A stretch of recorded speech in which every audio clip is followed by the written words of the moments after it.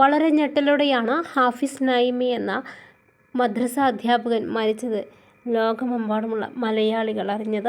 എന്നാൽ ഇപ്പോൾ ഇതാ ഹാഫിസിൻ്റെ ഉറ്റ സുഹൃത്ത്, യാത്രയിൽ കൂടെയുണ്ടായിരുന്ന സുഹൃത്ത് തൻ്റെ ഇൻസ്റ്റാഗ്രാമിലൂടെ പറഞ്ഞ വാക്കുകളാണ് വൈറലായിക്കൊണ്ടിരിക്കുന്നത്.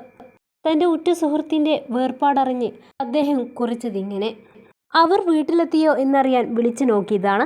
അപ്പോഴാണ് അറിഞ്ഞത് അവർ ഉടനെ പുറപ്പെട്ടു. ഒരു സമാധാനം ഇല്ലായിരുന്നു പിന്നീട്.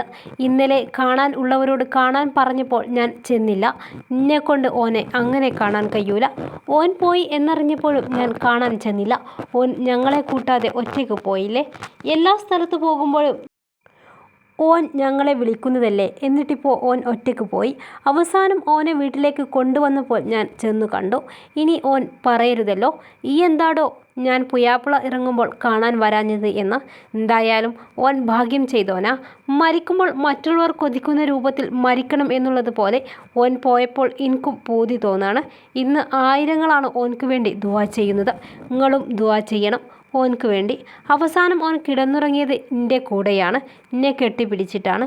റബ്ബേ, ഓനെയും ഞങ്ങളെയും സ്വർഗത്തിൽ ഒരുമിച്ച് കൂട്ടണേ. പ്രിയപ്പെട്ട നാമി, സ്വർഗത്തിലിരുന്ന് മദ്ഹ് പാടണം. ഞങ്ങളൊക്കെ വരുമ്പോൾ ഞങ്ങളെയും ഈ സ്വർഗത്തിൽ കൊണ്ടുപോകണം. മരിക്കാത്ത ഓർമ്മകൾ സമ്മാനിച്ചിട്ടില്ലേ ഈ പോയത്. ഹാഫിസിൻ്റെ ഉറ്റ സുഹൃത്തിൻ്റെ വാക്കുകളാണിത്.